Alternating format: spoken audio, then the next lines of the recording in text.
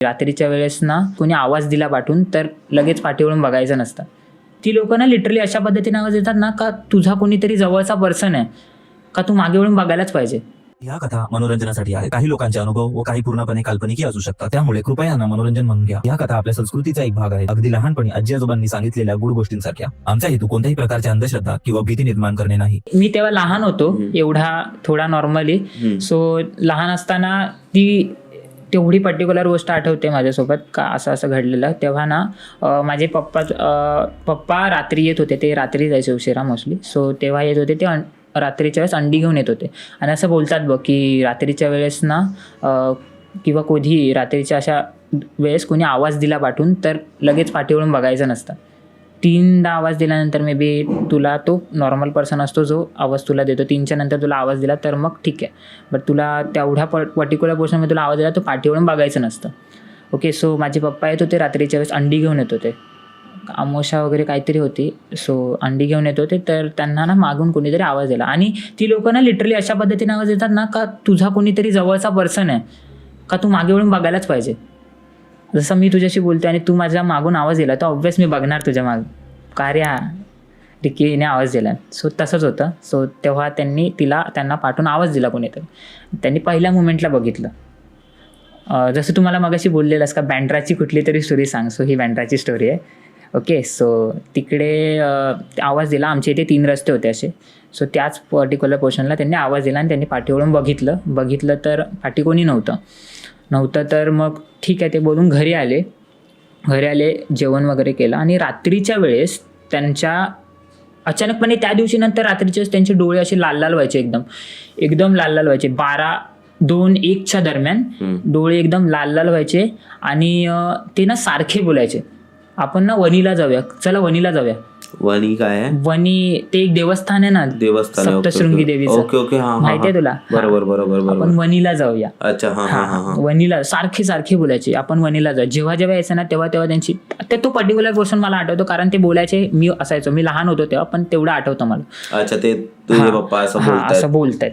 So वणीला जाऊया. तेव्हा ते एकदम असे लाल लाल व्हायचे, डोळे पण त्यांचे एकदम लाल लाल व्हायचे. आणि ते पर्टिक्युलर बोलायचे का वणीला जाऊया. सो ते घरचे दुर्लक्ष करायचे. आणि त्याच्यानंतर मग ते थोडं जास्तच ॲबनॉर्मल वाटायला लागलं कारण ते कंटिन्युटी झालेलं आहे. 3-4 दिवस रोज त्याच पर्टिक्युलर वेळेला टाईमला हीच गोष्ट होते. सो ते घरच्यांना पण वाटायला लागलं. सो आमच्या घरी एक माझी आजोबांची बहीण आहे, तिच्या म्हणजे देवाचं एक असतं ना ते तसं आहे. सो तिच्याकडे आम्ही तिला घेऊन गेलो. त्यांना घेऊन नाही गेलो एक्झॅक्ट, आधी त्यांना बघायला सांगितलं त्यांना का असं होतं आहे. मग आम्ही त्यांना पण घेऊन गेलो. सो त्यांनी आम्हाला सांगितलं का ज्या रस्त्यावर त्यांना तो आवाज आला ना त्या रस्त्यावर एक पूर्ण फॅमिली होती जी एक्झॅक्ट वणीलाच जात होती तिथे पोर्शनला. तिथे ॲक्सिडेंट झालेलं त्यांचं पूर्ण. ओके. आणि ते एवढं डेडली ॲक्सिडेंट होतं का जो तिकडचा तो एक ज्यांचा तो ड्रायव्हर होता ना त्याचं शिरच पूर्ण वेगळं झालेलं त्या ॲक्सिडेंटमध्ये. ओके. सो ते एवढं डेडली ॲक्सिडेंट होतं. सो तिकडे त्या जो पर्सन आहे त्यानेच त्यांना आवाज दिला असावा आणि त्याचंच तुम्हाला लागलेलं आहे. ओके. कारण मे बी त्यांना ते दिसत असावं किंवा काय मला पण माहिती नाही. बट त्यांनी ते असं सांगितलं का असं आहे.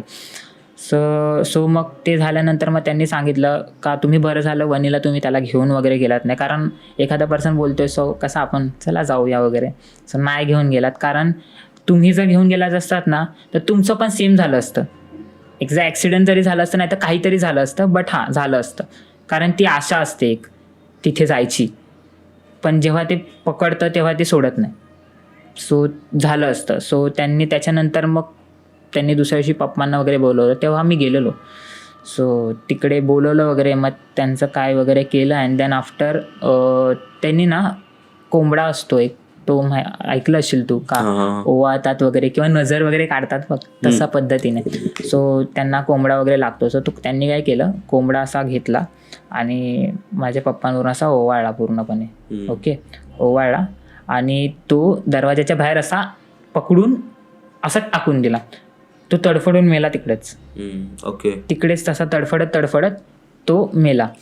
आणि त्याच्यानंतर मग थोड्या गोष्टी ते एकदम नाही बट थोड्या पद्धतीने त्या गोष्टी कमी झाल्या. हळूहळू ते नॉर्मल होत गेलं. बट हा सीन आहे जो माझ्या लक्षात आहे, कारण तो थोडाफार माझ्या असा ते एखादी ती लहानपणाची गोष्ट असते ना जी राहते आणि आपल्या जवळच्या पर्सन बद्दल ती घडत असेल तर ती तेवढा पर्टिक्युलर पर्सन लक्षात राहतो, ब्लरी इमेज येतो. सो तो इमेज आहे डोळ्यासमोर. तसं घडलेलं. बापरे. मग त्यानंतर ते हळूहळू कमी, त्यानंतर ते सगळं हळूहळू कमी झालं असं. ओके. ह्या पप्पांच्या बाबतीत अशा गोष्टी आहेत माझ्यासोबत. पूर्ण पॉडकास्ट बघण्यासाठी बायोमधल्या लिंकवर क्लिक करा किंवा यूट्यूबवर बंकस पॉडकास्ट सर्च करा.